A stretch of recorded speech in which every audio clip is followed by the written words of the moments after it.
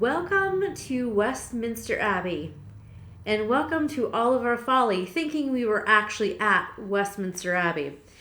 As soon as we got off of the train or the subway, I stand up and I see this magnificent clock in front of me, and I'm like, oh my god, it's Big Ben. And my friend Rosie very quickly corrects me and says, no, it is not Big Ben. We don't know what it is, but it's a big clock in front of us. So I believe Rosie. I don't know what it is. It's definitely not Big Ben. And then we move around and we start taking photos of what we think is Westminster Abbey. And we follow the little street around and we see a whole bunch of people with a whole bunch of really big guns. I mean, official looking people with really big guns. So as we try to get into Westminster Abbey with all of these very official big gunned people, the guy at the gate very lovingly tells us we are actually at Parliament and not Westminster Abbey. So to our delight, we actually found Westminster Abbey exactly where it's supposed to be, which had no big people with big guns. So that was kind of nice. It was quite interesting to walk into the wrong place. And I'm pretty sure I saw Boris Johnson while I was there for like a quick second. I almost asked for a selfie, but I decided maybe I shouldn't do that. So we just kind of gawked at him and whispered to each other, it's like, Boris Johnson, is that Boris Johnson? I don't know, it might have been.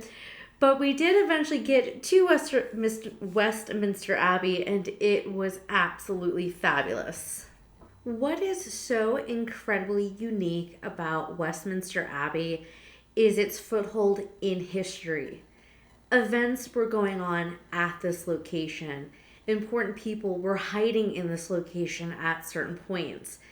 This has been a refuge for many different types of people throughout history. And it actually goes back all the way to 960s when it was founded by a bunch of monks. But today we see it has influence in our history with our coronations. We have the royal weddings that are going on currently today. And inside of the abbey, you can find many burials of kings and queens, along with a lot of really important people. You have a lot of artifacts at this location. You have the Order of the Bath, which was actually a military order that has its roots and foundations in the medieval time period, when part of the ritual of knighthood was to receive a ceremonial bath. And you can even find Britain's oldest door, which goes back to 1060, which was probably created during Edward the Confessor's time. So Westminster Abbey is something that we should all cherish because it is holding so much of our lives and so much of our history. When me, Rosie, and Fee walked into Westminster Abbey, we were greeted by a ginormous Gothic structure on the inside. It was lavish, it was ornate, it was detailed, and it was largely influenced by King Henry III due to his devotion of St. Edward's the Confessor, who does have a very impressive burial site at this location. I was very excited about having the opportunity to see Queen Elizabeth's the first resting place, and she is laying next to her sister, Queen Mary I. They were both involved with a very tumultuous time in history where a lot of innocent people lost their life due to their religious practices.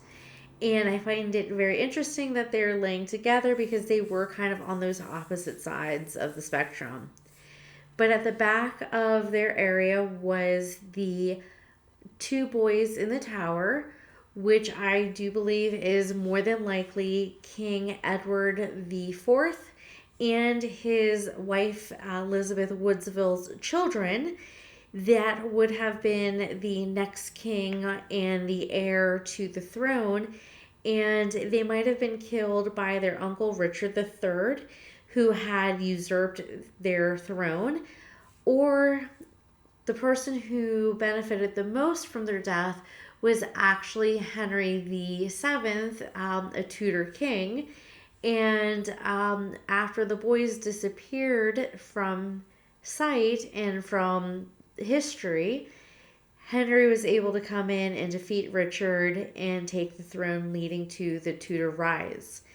It's interesting to know that the children were found again in the tower and they were laid to rest here. We spent several hours in Westminster Abbey, and I do not feel like I got to see quite enough. And again, it's something that I want to go back to and experience. But I was really excited to see what I did get to see.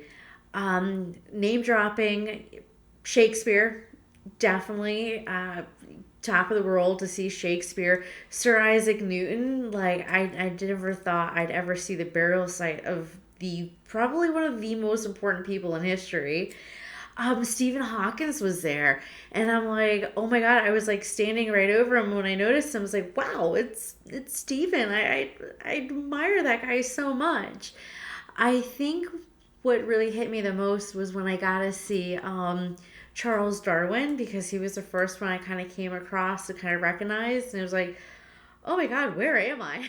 After spending a few hours looking at all of the artifacts that they had in Westminster Abbey, we had to leave because they were preparing for their next service.